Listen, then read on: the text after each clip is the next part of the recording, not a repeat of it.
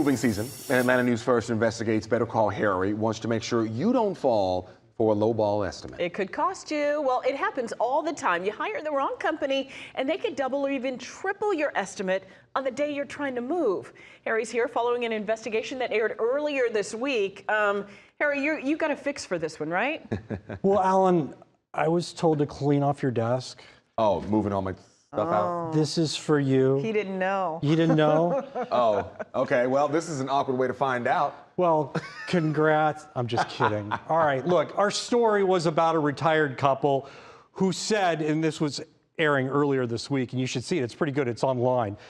They said their moving company blindsided them on moving day when it doubled the price. We want to make sure that does not happen to you. And it was a disaster. James and Judy McMillan were in a jam. It was moving day, and the head mover raised the price, $2,150 to $4,300. It's not like they had a lot of stuff. The chair, the TV, the sofa, lamp. I don't even know what that is. One reason the price doubled is that the movers relied on an emailed list of contents and a phone call. The sales guy used that information to calculate cubic footage. What we did with the box is we came up with a number of about 15. But how can a salesman estimate cubic footage based on items he can't see? He could have requested a video, and many companies do. That would help. But if you really want to safeguard your move, there is a better way. It starts with a search for an established, locally owned mover. And I'll bet if you ask your online neighborhood group, you'll get an answer.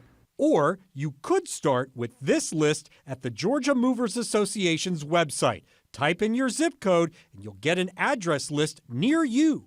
Let's look at Barnes Van Lines in Carrollton, for example. They have longtime employees, it owns its trucks, and the necessary equipment to pack and move you safely. And if you go to their website, you'll see a building with their logo. Here's another example. I Googled the address for Nelson Westerberg, it's an Atlas franchise, and look at the street view. There they are with a building and marked trucks. Plus, when I checked the Better Business Bureau, they had 0 complaints and 36 years in business.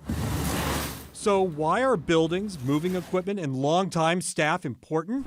Would you rather have that or this? So I put them in a couple different sizes. I made sure there was 5 medium, 5 large, 5 China. If the mover's address is an unmarked office suite or the owner's rental property, that is a reason for concern.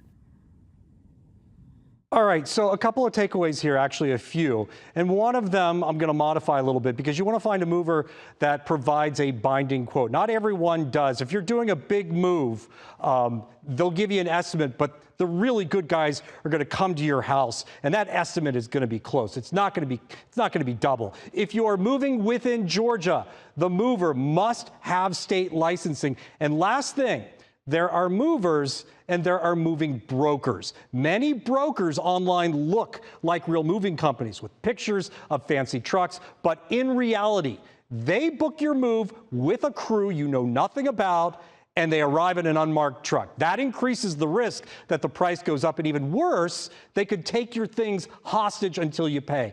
And it's legal. Final thought. If you have an option, wait, I already mentioned that. I was going to talk about the binding quote again, but Alan, you packed boxes for me now, and it's time to empty my desk. Back to you. Yeah, there you go, Harry. A lot of great advice there. Thank you so much as always. And I did put those boxes together for you during your story there. Thank you. I got you.